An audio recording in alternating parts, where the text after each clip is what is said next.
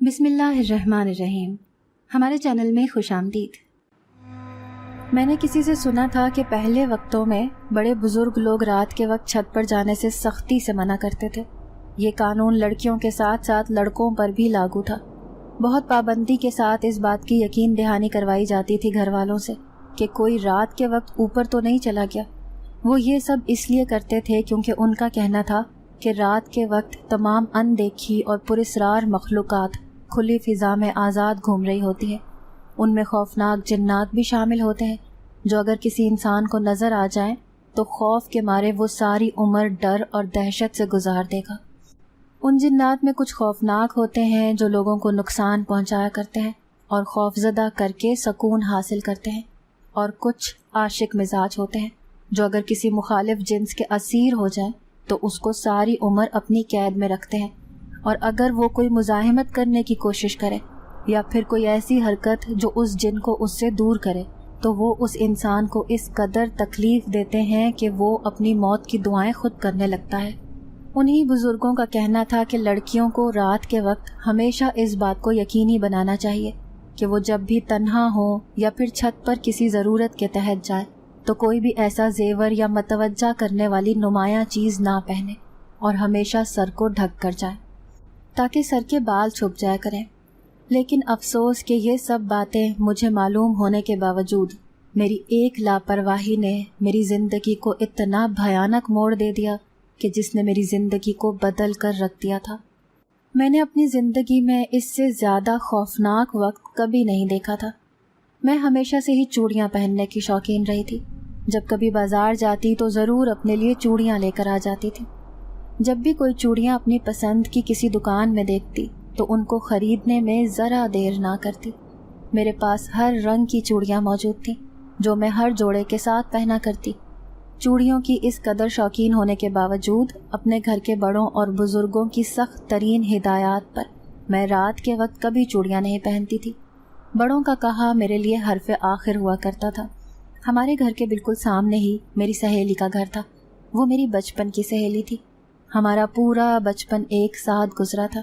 زندگی کے 20 سال ایک ساتھ ہنستے مسکراتے گزارے تھے۔ ہر خوشی اور ہر غم کو ہم دونوں نے مل کر ایک دوسرے کے ساتھ بانٹا تھا۔ ایک دوسرے سے بلا جھجک ہر بات کر لیا کرتے تھے۔ ہر دن ہمارا ایک دوسرے سے بات کیے بغیر نہیں گزرتا تھا۔ کبھی وہ میرے گھر آ جاتی تو کبھی میں وہاں چلی جاتی، لیکن میرے گھر والے مجھے اس کے گھر بہت کم جانے کی اجازت دیتے تھے۔ وجہ اس کی یہ تھی کہ اس گھر سے متعلق بہت سے لوگوں نے یہ پیش گوئی کی ہوئی تھی کہ وہاں پراسرار مخلوق آباد ہے۔ سالوں سے اس گھر پر کسی بہت ہی بھیانک اور دل دہلانے والا سایہ ہے جو خاص طور پر رات کے وقت ہر طرف پھیل جاتا ہے۔ جو کوئی بھی کھلے آسمان تلے سوتا ہے یا پھر کسی سنسان گوشے میں جانے کی کوشش کرتا ہے، اس پر وہ سایہ ہمیشہ کے لیے اپنا قبضہ کر لیا کرتا تھا۔ لوگ پھر اس انسان سے بھی دور بھاگتے تھے کیونکہ ان کو معلوم ہوتا تھا کہ وہ پراسرار سایہ اس انسان کے ساتھ ہی ہے، اور اگر وہ کسی دوسرے انسان کی طرف یوں اس کی خوبصورتی کی طرف سے متوجہ ہو گیا تو اس کی جان کو بھی بے انتہا خطرہ لاحق ہو سکتا تھا۔ ان کی زندگی بھی اس خوف سے تباہ و برباد ہو سکتی تھی۔ میرے گھر والے بھی انہی باتوں کو سن کر بے حد خوف زدہ رہتے تھے۔ وہ تو میری اپنی سہیلی کے ساتھ دوستی قائم رکھنے پر بھی راضی نہ تھے، کیونکہ بقول ان کے کیا معلوم وہ پراسرار سایہ میری سہیلی پر پہلے سے ہی اپنا قبضہ کر چکا ہو۔ اب اس دوستی کی وجہ سے جو میل ملاپ ہوتا تھا تو خدا نخواستہ وہ مجھ پر بھی اپنا سایہ کر سکتا تھا، اور ہمیشہ ہمیشہ کے لیے مجھے بھی اپنی دہشت ناک قید میں کر سکتا تھا، اور اس قید میں اس کی مرضی، وہ مجھے جان سے مار دیتا یا پھر ساری عمر خوف اور دہشت بھری قید میں رکھ دیتا۔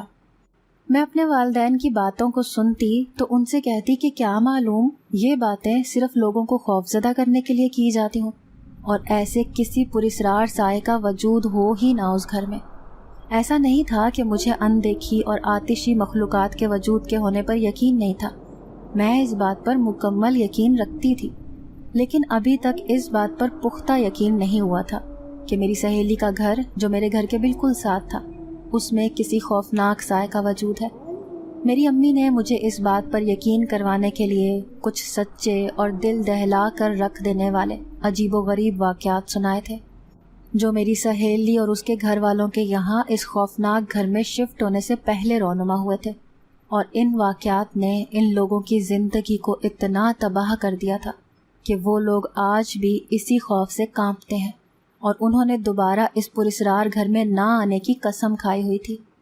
وہ معصوم لوگ اپنے گھر کو ایک خوشیوں بھرا آشیانہ بنانے کے لیے بہت خوش تھے اور بہت چاہ سے یہاں آئے تھے، لیکن ان کے آنے کے کچھ عرصے بعد سے ہی ہر وقت عجیب پراسراریت محسوس ہوتی تھی۔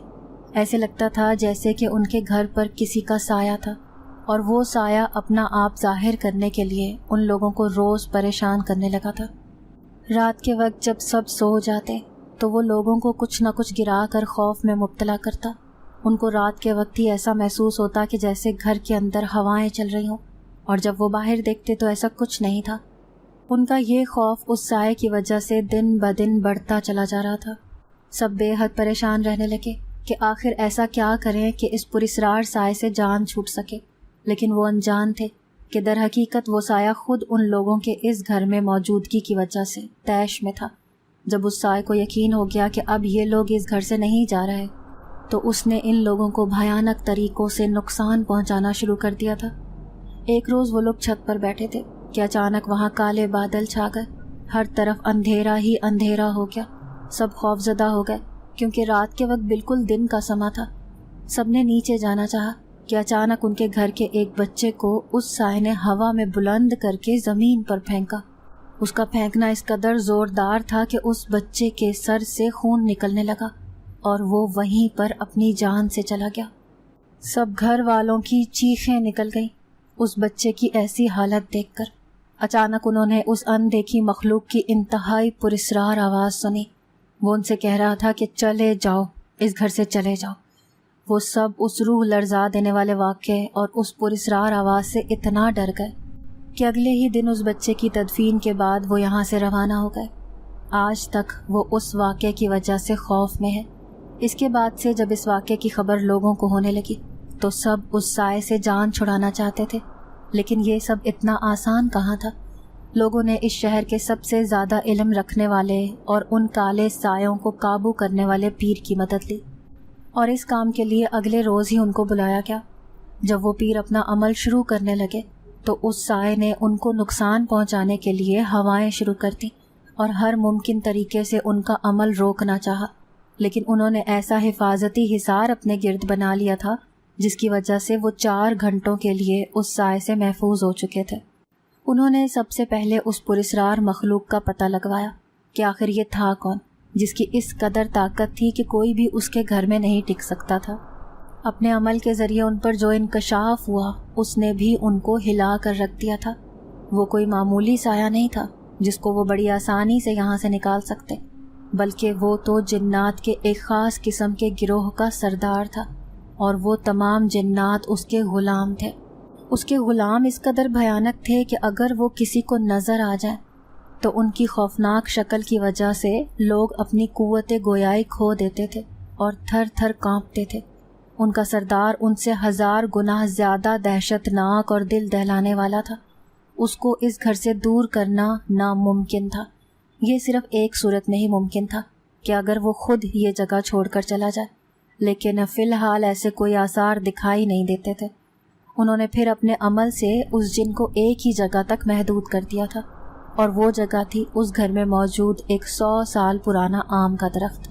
وہ درخت اس قدر بڑا اور قدیم تھا کہ اس کی ہر طرف پھیلی ہوئی شاخیں دوسرے گھر تک بھی آئی ہوئی تھیں۔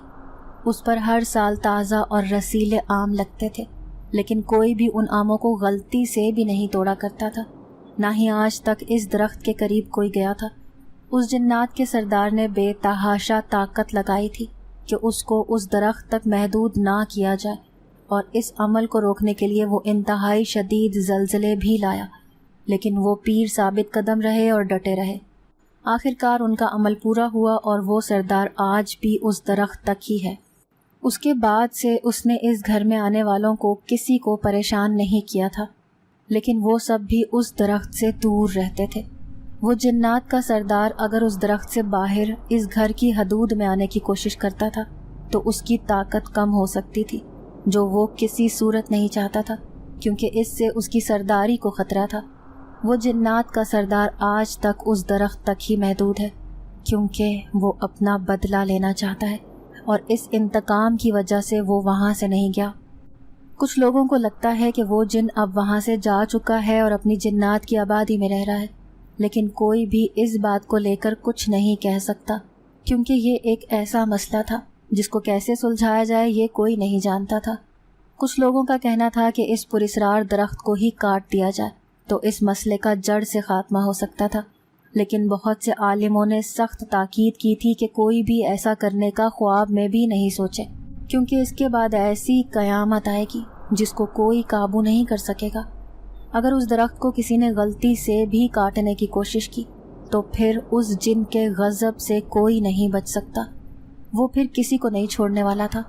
اپنی امی کے سنائے ہوئے یہ خوفناک اور بھیانک واقعات سن کر میرے رونگٹے کھڑے ہو گئے۔ میں سوچ بھی نہیں سکتی تھی کہ جس سہیلی کے گھر میں اتنے آرام سے چلی جایا کرتی تھی، اس گھر میں اتنے بھیانک واقعات ہو چکے تھے، اور تو اور اس گھر میں ایک جن کا سایہ بھی ہے۔ میں تھر تھر کانپنے لگی۔ مجھے کچھ سمجھ نہیں آ رہا تھا کہ کیا کروں اور کیا نہ کروں۔ میرے اوپر خوف اس قدر حاوی ہوا کہ کچھ بھی سمجھ نہیں آ رہی تھی۔ اب میں نے سوچ لیا تھا کہ اپنی سہیلی کے اس پراسرار گھر میں کبھی نہیں جاؤں گی، اس کو اپنے گھر بلا لیا کروں گی، اور اگر کبھی وہ نہ آ سکی تو ہم چھت پر مل لیا کریں گے۔ ہمارے گھر کی چھت اور ساتھ والے گھر کی چھت بالکل جڑی ہوئی تھی، اور ان چھتوں کی دیواریں اتنی چھوٹی تھیں کہ ہم آسانی سے بات کر لیا کرتے تھے۔ میرے دل میں یہ بات ٹھہر چکی تھی کہ اس گھر میں کچھ پراسرار اب بھی تھا، اور وہ جن وہاں سے کہیں نہیں گیا تھا اور ابھی بھی اسی درخت پر موجود تھا۔ جب سے مجھے اس ساری حقیقت کا پتہ چلا تھا تو مجھے اس خوفناک گھر سے بے انتہا خوف آنے لگا تھا۔ یہ خوف اس قدر بڑھ گیا کہ میں نے اپنی سہیلی سے بھی اس سب کا ذکر کیا اور اس کو بھی ان تمام واقعات سے آگاہ کیا۔ اس نے میری بات کو ہنس کر ٹال دیا، کہنے لگی کہ ایسا کچھ نہیں ہے، یہ باتیں میں بھی سن چکی ہوں، لیکن مجھے آج تک اپنے گھر میں ایسا کچھ محسوس نہیں ہوا۔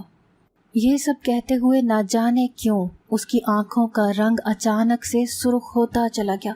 جب میں نے اس سے کہا کہ کیا ہوا ہے تمہاری آنکھوں کو، تو اس نے کہا کہ میں تو بالکل ٹھیک ہوں۔ کچھ دیر کے بعد میری حیرت کی انتہا نہ رہی جب میں نے دیکھا کہ اس کی آنکھیں خود بخود بالکل صحیح ہو گئی تھیں۔ آم کے درخت کی شاخیں اس قدر بڑی تھیں کہ وہ ہمارے گھر کی چھت پر بھی آ رہی تھیں۔ ان شاخوں پر آم بھی لگے ہوتے تھے، لیکن میں نے کبھی اتنا غور کیا ہی نہیں تھا، کیونکہ ہم لوگوں کو ہمارے گھر کے بڑے چھت پر اتنی زیادہ دیر رکنے کی اجازت نہیں دیتے تھے۔ ان کا کہنا تھا کہ اس جنات کے سردار کے بہت سارے غلام بھی اس کے ارد گرد ہی موجود ہوتے ہیں، وہ بھی بہت زیادہ بھیانک تھے، اسی لیے سختی سے اوپر اکیلے نہ جانے کی تاکید کی گئی تھی۔ میں نے ہمیشہ اس پر عمل بھی کیا تھا، لیکن میں انجان تھی بالکل کہ میری قسمت میں بہت ہی بھیانک اور خوف سے دل دہلا دینے والے واقعات ہونے والے ہیں۔ یہ واقعات میری زندگی کو ایک ایسی دردناک حالت میں لے جائیں گے کہ میں کبھی بھی اس خوفناک حادثے کو ذہن سے نہیں نکال سکوں گی۔ اگلے روز میں اٹھی اور معمول کے مطابق اپنی روزمرہ کے کاموں میں لگ گئی۔ دوپہر کے وقت میری سہیلی میرے گھر آئی اور ہم باتوں میں اتنا مصروف ہو گئے کہ وقت گزرنے کا پتہ ہی نہ چلا، اور شام کا وقت ہو گیا۔ باتوں باتوں میں اپنی سہیلی سے چوڑیوں کے ایک نئے ڈیزائن کا ذکر کیا جو میں نے ٹی وی پر دیکھا تھا۔ وہ مجھے بہت ہی زیادہ پسند آئی تھی۔ میں نے اس سے کہا کہ مجھے وہ بازار میں ڈھونڈنی پڑیں گی، تو میری سہیلی نے کہا کہ کل ہم چلے جائیں گے بازار، وہاں دیکھ لیں گے۔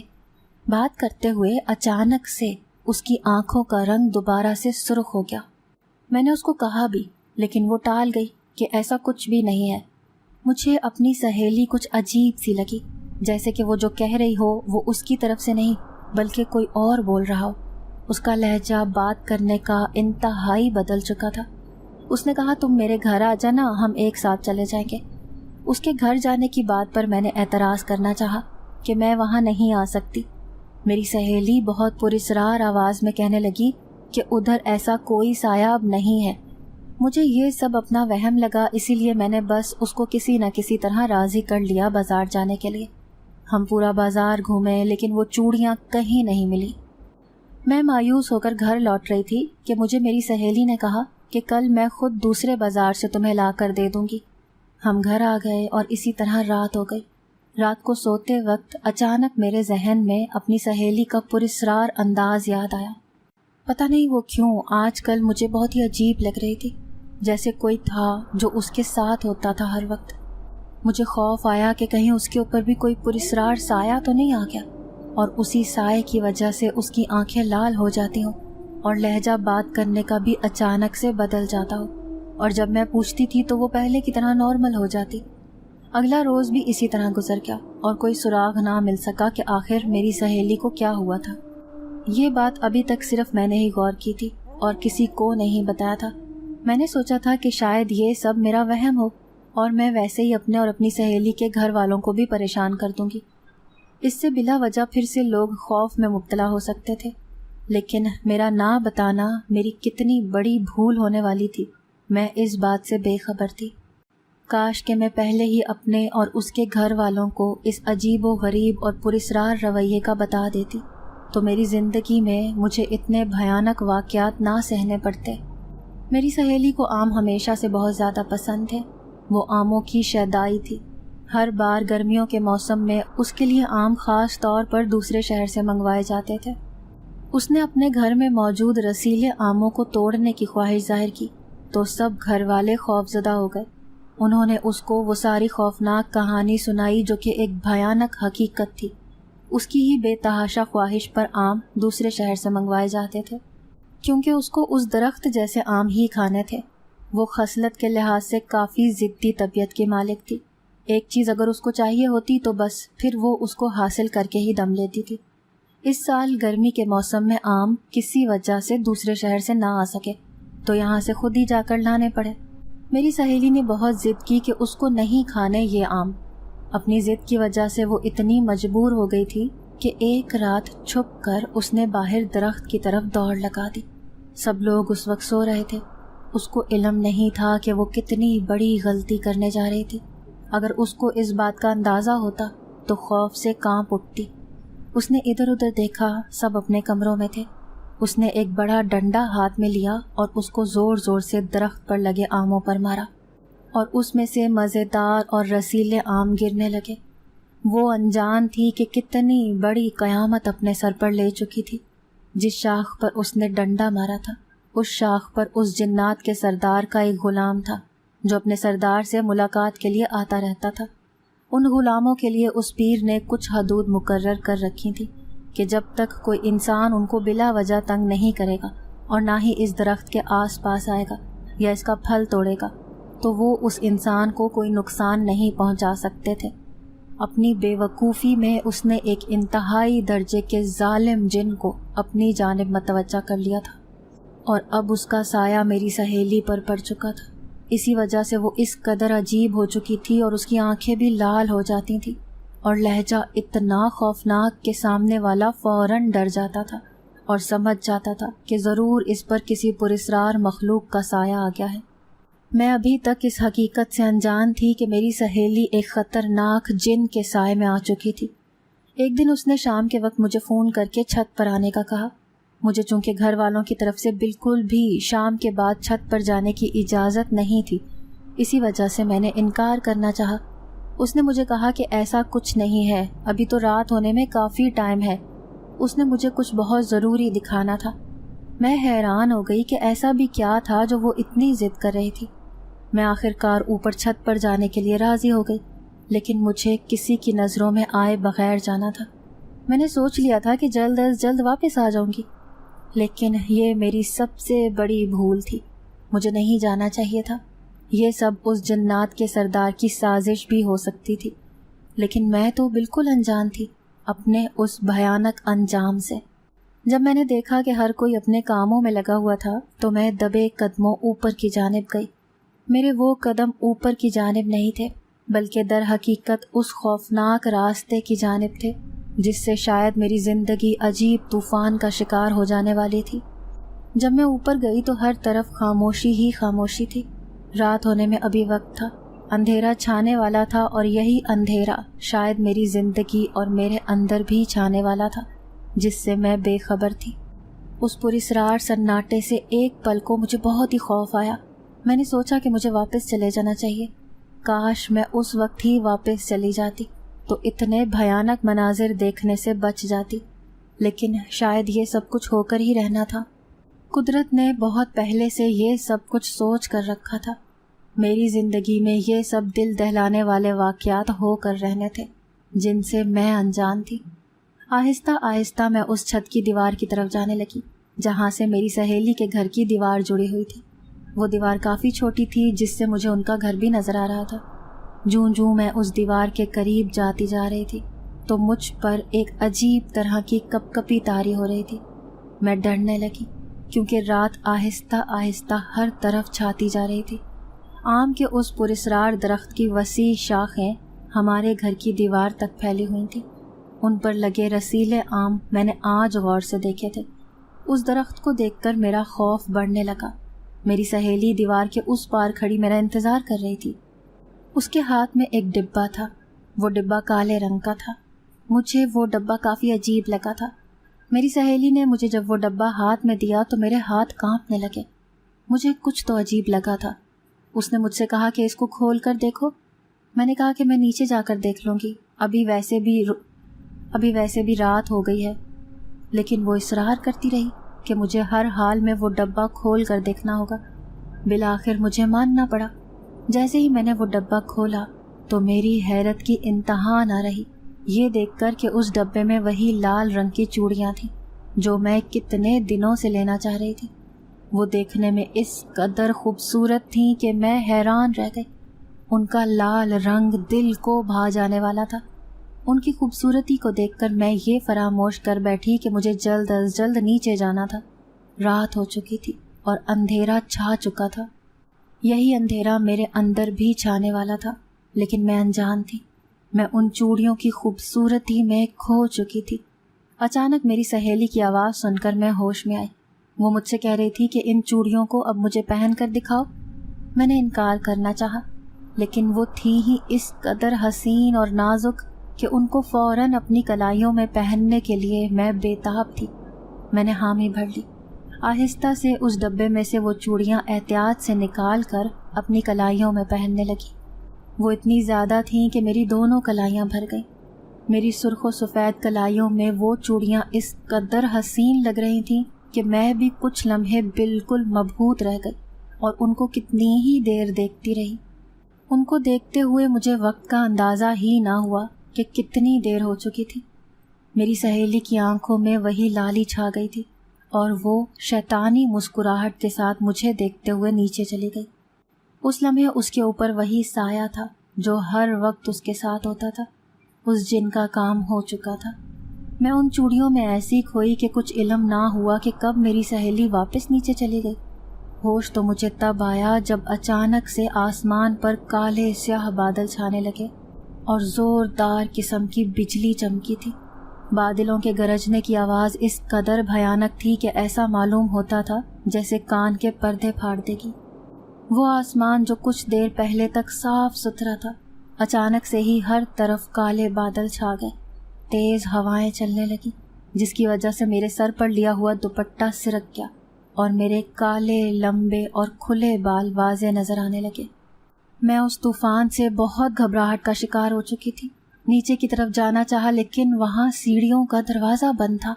میں نے خوف کے مارے اس دروازے کو دھکا دیا کہ شاید وہ کھل جائے لیکن کوئی فرق نہیں پڑا. میں نے زور زور سے آوازیں لگانا شروع کر دی کہ شاید کوئی نیچے سے میری آواز سن کر اوپر یہ دروازے کو کھول دے لیکن کوئی اوپر نہ آیا. ایسا لگتا تھا جیسے کسی پراسرار طاقت نے میری آواز کو نیچے جانے سے روکا ہوا تھا. جیسے کوئی اندیکھی دیوار ہو اور میں نیچے نہ جا سکتی ہوں. بادل اور زور سے گرجنے لگے. فضا میں عجیب سا شور پھیلنے لگا. میں حیران تھی کہ یہ کیا ہو رہا ہے. خوف اور دہشت سے میں کانپنے لگی. میں نے چلانا جاری رکھا کہ کوئی ہے, اوپر آ کر میری مدد کر دو, اس دروازے کو کھول دو, میں پھنس چکی ہوں. لیکن میں بے وقوف ابھی تک یہ نہ سمجھ سکی کہ یہ سب کچھ تو ابھی شروعات تھی اس بھیانک سفر کی. ابھی تو میں نے بہت کچھ دیکھنا تھا اور بہت ہی خوفناک واقعات سے گزرنا تھا. جب میں چلا چلا کر تھک گئی تو وہیں دروازے کے پاس بیٹھ گئی. ساری فضا میں ایک عجیب سا طوفان آ گیا تھا.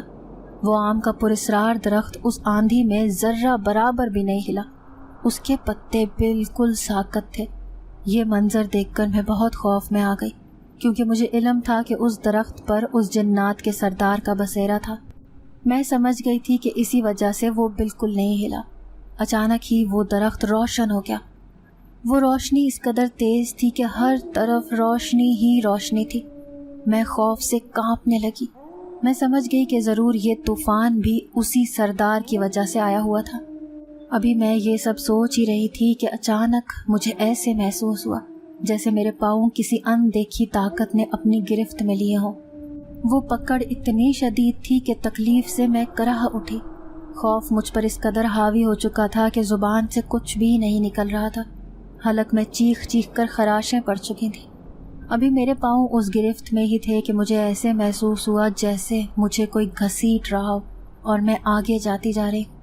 میں خوف و ہراس سے ایک مرتبہ پھر چیخی کہ کون ہو تم؟ میں نے تمہارا کیا بگاڑا ہے؟ چھوڑ دو مجھے۔ لیکن مجھے مسلسل گھسیٹا جا رہا تھا۔ اپنا رخ اس خوفناک اور پراسرار درخت کی طرف ہوتے دیکھ کر میں بہت چلائی۔ میں نے زمین کو تھامنے کی کوشش کی، لیکن کچھ فائدہ نہیں ہو رہا تھا۔ میرا پورا جسم لرز رہا تھا۔ میری آنکھوں سے بے تحاشا آنسو نکلنے لگے۔ میں مسلسل چیخے جا رہی تھی۔ اس درخت پر زبردستی گھسیٹ کر لے جائے جانے کا مطلب تھا کہ مجھے اس جنات کے سردار نے اپنے قبضے میں کر لیا ہے۔ میں کسی صورت وہاں جانے سے خود کو روکنا چاہ رہی تھی۔ میرے ہاتھوں پر کھینچے جانے کی وجہ سے خراشیں پڑ چکی تھیں۔ درد اتنا زیادہ تھا کہ مجھے سمجھ نہیں آ رہا تھا کہ کیسے خود کو بچاؤں۔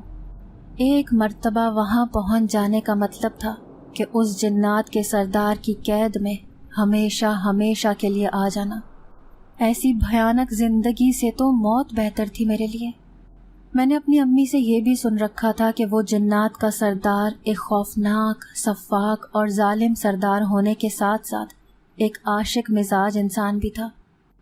اگر اس کی توجہ کسی مخالف جنس کی خوبصورت لڑکی پر آ جاتی تو وہ اس کو اپنی قید میں ہمیشہ کے لیے رکھ لیا کرتا تھا، اور سب سے بڑھ کر لال رنگ دیکھ کر اس کو اپنے آپ پر قابو نہیں رہتا تھا، وہ آپے سے باہر ہو جاتا تھا۔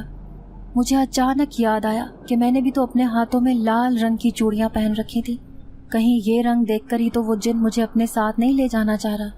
یہ خیال آتے ہی میں کانپنے لگی کہ یہ مجھ سے کتنی بڑی غلطی ہو چکی تھی۔ مجھے اوپر آنا ہی نہیں چاہیے تھا۔ نہ میں اوپر آتی، نہ یہ لال رنگ کی چوڑیاں دیکھ کر اس قدر متاثر ہو کر رات کے اندھیرے میں وہ چوڑیاں پہننے کی غلطی کرتی۔ لیکن اب وہ وقت گزر چکا تھا۔ مجھ پر جو قیامت آنی تھی وہ آ چکی تھی۔ اب میری جان اس جنات کے سردار سے نہیں چھٹنے والی تھی۔ میں نے فوراً وہ چوڑیاں اپنی کلائیوں سے اتارنی چاہییں، لیکن میں یہ دیکھ کر حیران رہ گئی کہ وہ اس قدر سخت ہو چکی تھیں کہ کسی طور پر میری کلائیوں سے اتر کے نہیں دے رہی تھیں۔ میں نے ان چوڑیوں کو زمین پر مار کر توڑنا چاہا تو اچانک میرے ہاتھ میں سے اتنی شدید ٹیسیں نکلنے لگی۔ میں سمجھ چکی تھی کہ ضرور یہ پراسرار جن ان چوڑیوں کی وجہ سے ہی مجھے اپنے ساتھ لے جا رہا تھا۔ اس درخت کے قریب پہنچ کر مجھے ایسے لگا جیسا میرا خود پر اختیار نہیں تھا۔ میں نہ چاہنے کے باوجود بھی خود بخود کھڑی ہو گئی، اور یہ دیکھ کر خوف سے میری آنکھیں باہر کو نکل پڑی کہ میری ٹانگیں آہستہ آہستہ اوپر ہوتی جا رہی تھیں اور میں خود کو ہوا میں محسوس کر رہی تھی۔ میں نے جب نیچے دیکھا تو میرے پیر زمین سے کافی اوپر تھے، یعنی سچ میں مجھے کسی اندیکھی طاقت نے اٹھا لیا تھا۔ میں چلانے لگی کہ کوئی تو مجھے بچاؤ۔ میں نے کسی کا کیا بگاڑا تھا جو میرے ساتھ یہ سب کچھ ہو رہا تھا؟ خوف و ہراس سے میں کانپنے لگی تھی۔ اس کے بعد مجھے ایسا محسوس ہوا جیسے کسی نے میرے بال مٹھی میں لیے ہوں اور مجھے ایک زوردار جھٹکا دیا ہو۔ درد کی شدت سے میں کراہ کر رہ گئی۔ اس کے بعد مجھے اس پراسرار طاقت نے پیچھے سے دھکا دیا، جس کی وجہ سے میں اس درخت کی شاخوں پر جا گری۔ شاخوں پر گرنا تھا کہ مجھے ایسا محسوس ہوا جیسے ہر طرف اندھیرا چھا گیا ہو۔ مجھے کچھ بھی دکھائی دینا بند ہو گیا تھا۔ اس کے بعد کسی نے میرے دونوں ہاتھوں کو مضبوطی سے پکڑ لیا اور ایک بھیانک اور تیز آواز نکالی۔ اس آواز کا نکلنا تھا کہ وہ درخت جس کی شاخ پر مجھے گرایا گیا تھا، وہ میرے ہاتھ سے کسی اندیکھی طاقت نے مضبوطی سے پکڑ رکھے تھے۔ وہ ایک دم ہلنے لگا۔ ایسا لگا کہ جیسے زلزلہ آ گیا ہو۔ درخت کے سارے پتے ہوا سے ہلنے لگے اور ان کی آواز بہت پراسرار تھی۔ فضا میں بہت پراسراریت چھا گئی تھی۔ خوف کی وجہ سے مجھے سانپ سونگھ گیا تھا۔ اس جنات کے سردار نے اپنی طاقت سے میری زبان کو قفل لگا دیا تھا۔ میں اپنے آپ کو ہلا بھی نہیں سکتی تھی۔ اپنی بے بسی اور خوف پر میرا جی چاہ رہا تھا کہ زار و قطار رونے لگوں۔ اچانک ایسا محسوس ہوا جیسے مجھ پر کوئی کچھ پڑھ رہا ہو۔ ایسا معلوم ہوتا تھا کہ کوئی منتر ہو۔ اس جن نے اب ایک ہاتھ سے میرے بالوں کو سختی سے اپنی مضبوط گرفت میں لیا ہوا تھا۔ تکلیف کی شدت سے میری آنکھوں سے زار و قطار آنسو نکلنے لگے۔ اس جن نے کچھ ایسا پراسرار پڑھا تھا جس کی وجہ سے میری کوئی چیخ کسی کو سنائی نہیں دے رہی تھی۔ اس کے بعد مجھے بیٹھے بیٹھے ایسے محسوس ہوا جیسے مجھے بہت ہی زیادہ نیند آنے لگی ہو اور میں آہستہ آہستہ اپنے ہوش کھونے لگی۔ میں نے بہت کوشش کی کہ کسی طرح اپنی آنکھوں کو کھلا رکھ سکوں، حالانکہ مجھے اس اندھیرے میں کچھ بھی دکھائی نہیں دے رہا تھا، لیکن میری بھرپور کوشش کے باوجود میری آنکھیں بند ہونے لگی، مجھ پر غنودگی طاری ہونے لگی۔ آخر کار بہت روکنے کے باوجود بھی جب میری آنکھوں کے آگے مکمل اندھیرا چھا گیا اور میں ہوش کھو بیٹھی تو مجھے ایسا محسوس ہوا جیسے سب کچھ ساکت ہو گیا تھا۔ ہر طرف خاموشی چھا گئی تھی۔ اس کے بعد اس سردار نے اپنی وہ طاقتیں جو صرف اس کو جنات کا سردار ہونے کی وجہ سے ملی تھی، ان کو استعمال کرتے ہوئے اپنے جنات جو اس کے غلام تھے ان کو بلایا اور ایک خاص قسم کا جناتی تخت منگوایا گیا۔ اس تخت کے نیچے بھڑکتی ہوئی آگ لگی ہوئی تھی۔ اس سردار نے مجھے اپنی طاقت سے ہوا میں اٹھا کر اس تخت پر سیدھا لٹا دیا۔ مجھے کچھ ہوش نہ تھا کہ وہ جن مجھے کہاں لے کر جا رہا تھا اور میرے ساتھ کیا ہو رہا تھا۔ اس کے بعد وہ تخت ہوا میں اڑتا ہوا اس آم کے درخت سے دور جاتا گیا۔ مجھے علم بھی نہ ہوا اور میں دیکھتے ہی دیکھتے اپنے پیارے گھر، اپنے آشیانے اور اپنے تمام عزیزوں سے دور ہونے لگی، بہت دور، ایسی جگہ جہاں کسی انسان کا نام و نشان بھی نہ تھا، جس جگہ کا کوئی تصور بھی نہیں کر سکتا تھا۔ میری ایک لاپرواہی نے آج مجھے ایک ایسی بھیانک سزا دلوائی تھی جو مجھے ہمیشہ یاد رہنے والی تھی۔ میری زندگی میں اب بس اندھیرا ہی اندھیرا لکھا تھا جسے اب شاید ہی میں کبھی نکل سکوں۔ مجھے آہستہ آہستہ کسی ویران اور کھنڈر پہاڑوں میں لے جایا جا رہا تھا۔ میرے پیچھے ہی وہ جنات کا سردار بھی اپنے شاہی تخت پر بیٹھ کر آ رہا تھا۔ اس تخت کی بناوٹ بہت ہی بھیانک تھی۔ ایسے معلوم ہوتا تھا کہ جیسے انسانی ہڈیوں کو جوڑ کر اسے بنایا گیا تھا۔ اس کے آگے ایک انسان کی کھوپڑی لگی ہوئی تھی جو ایک بہت ہی بھیانک منظر پیش کر رہی تھی۔ اگر کوئی انسان اس وادی کو دیکھ لیتا تو خوف سے اپنی جان گنوا بیٹھتا۔ ہر طرف ویرانی ہی ویرانی چھائی ہوئی تھی۔ ان پہاڑوں میں بے تحاشا گرمی تھی۔ اس کی وجہ یہ تھی کہ وہاں بس جنات ہی آباد تھے جن کو اللہ نے آگ سے بنایا ہے۔ یہ آتشی مخلوق بھی اسی رب کی بنائی گئی ہے۔ ان میں بھی مختلف اقسام ہیں، کچھ مسلمان ہیں تو کچھ کافر، کچھ اچھے ہیں تو کچھ برے، کچھ کا مقصد اس دنیا میں انسانوں کی مدد کر کے ان کو کالی طاقتوں سے نجات دلانا ہے، تو کچھ ایسے ہیں جو انسانوں کے ساتھ مل کر ہی لوگوں کو اذیت دیتے ہیں۔ ان سے مراد وہ لوگ ہیں جن کو عام زبان میں جادوگر کہا جاتا ہے اور وہ کالا علم کرنا جانتے ہیں اور اپنے اسی کالے جادو اور انہی جنات کی مدد سے معصوم لوگوں کی زندگی کو عبرتناک بنا ڈالتے ہیں۔ کچھ ایسے ہوتے ہیں جو اگر کسی انسان پر عاشق یا فدا ہو جائیں تو ان کو اپنی دنیا میں لے جاتے ہیں۔ اس جگہ کو کوکاف کے نام سے جانا جاتا ہے۔ کوئی انسان وہاں جا ہی نہیں سکتا کیونکہ وہ جنات کی وادی ہے، اور اگر کوئی وہاں چلا بھی جائے تو ہمیشہ ہمیشہ کے لیے قید کر لیا جاتا ہے، پھر اس کو ساری عمر اسی قید میں گزارنی پڑتی ہے۔ مجھے بھی اس جنات کی وادی میں وہاں لایا گیا تھا اور لانے والا بھی جنات کا سردار تھا۔ اس کی سب سے بڑی وجہ یہ تھی کہ اس رات کو اس جن کو میری کلائیوں میں وہ سرخ رنگ کی چوڑیاں اس قدر بھا گئی تھیں کہ وہ ان کا دیوانہ ہو گیا تھا۔ اس نے یہ بھی نہ سوچا کہ جس گھر کو وہ ایک زمانے سے اپنے قبضے میں کر کے وہاں رہ رہا تھا اور جس کے لیے اس نے کتنی ہی جانیں اب تک لے لی تھی، اس گھر کو وہ صرف اس وجہ سے چھوڑ کر آ گیا تھا کیونکہ اس کو میری کلائیوں میں وہ چوڑیاں پسند آ گئی تھیں۔ ایسا نہیں تھا کہ اس جن نے کبھی سرخ چوڑیاں کسی کی کلائیوں میں دیکھی نہیں تھی، بلکہ اس کے پیچھے ایک بہت بڑا راز تھا، اور وہ راز یہ تھا کہ جس جن نے میری سہیلی کے اوپر قبضہ کر رکھا تھا اس نے ان چوڑیوں کے اوپر ایک بہت ہی مشہور اور کالا علم رکھنے والے جادوگر سے بہت ہی طاقتور جادو کروایا تھا، اور یہ جادو اس لیے کروایا تھا تاکہ وہ جنات کا سردار اس لڑکی پر عاشق ہو جائے، وہ ایسا اس کے عشق میں گرفتار ہو کہ اس کو کسی چیز کا ہوش نہ رہے، اور نہ ہی یہ یاد رہے کہ وہ ایک سردار ہے۔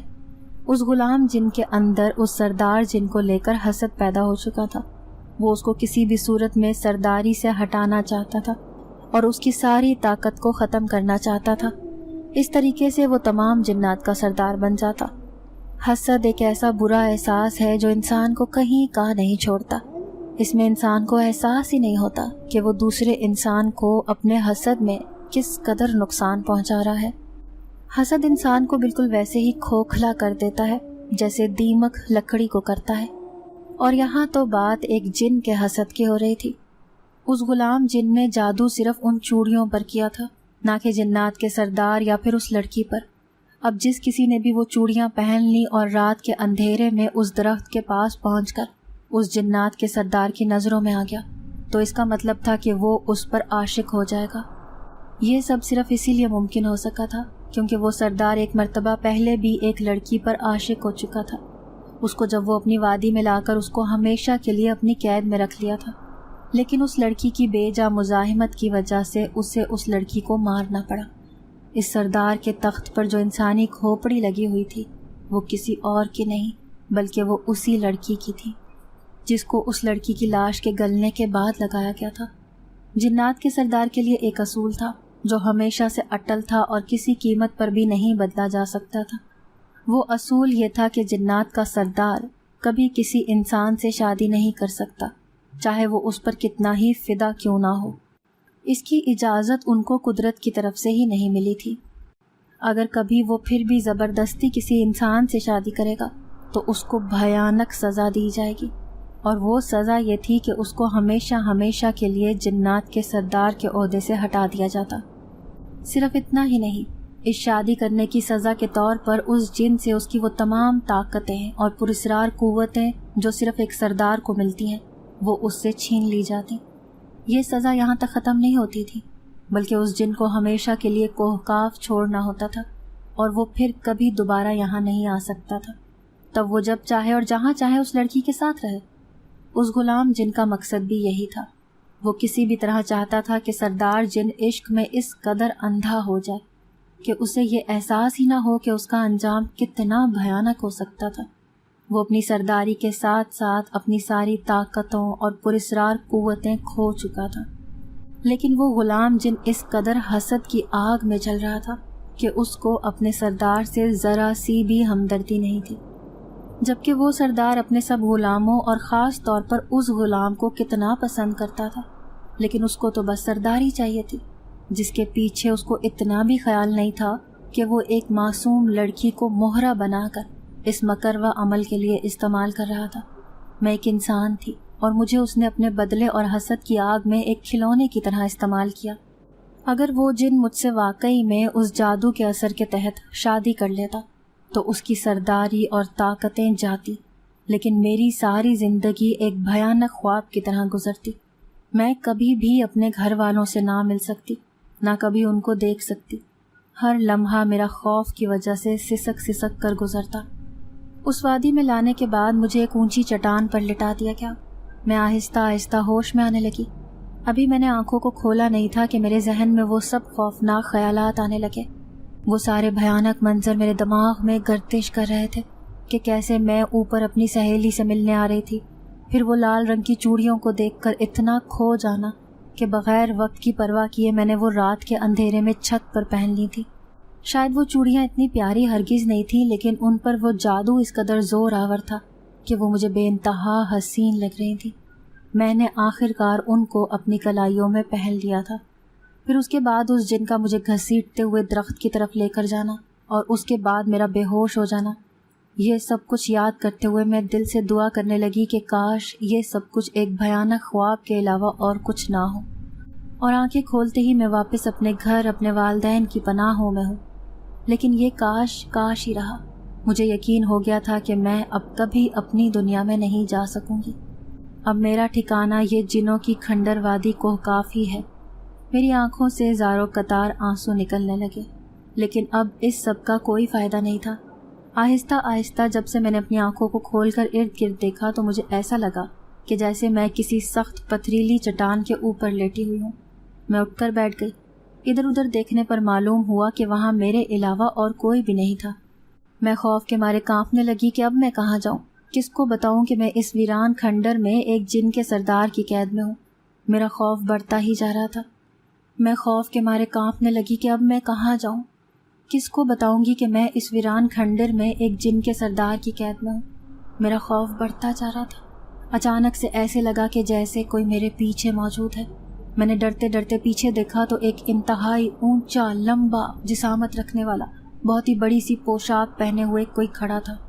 اس کی شکل تو انسان کی طرح دکھتی تھی، لیکن اس کے کان اتنے لمبے تھے کہ اس کے کندھوں تک آتے تھے۔ اس کے سر پر بال نہیں تھے، بلکہ گردن میں ایک بہت ہی بڑا عجیب و غریب سا ڈراؤنا سانپ تھا۔ وہ سانپ مسلسل اس کی گردن میں گھوم رہا تھا۔ یہ منظر بہت ہی زیادہ بھیانک تھا۔ میں نے خوف سے اپنے منہ پر ہاتھ رکھ لیا تاکہ اپنی چیخوں کو دبا سکوں جو سامنے اس خوفناک منظر کو دیکھ کر نکلنے والی تھی۔ میں نے غور کیا کہ اس پراسرار مخلوق کی نظروں کا محور میری کلائیوں میں موجود وہ لال چوڑیاں تھیں، نہ کہ میں۔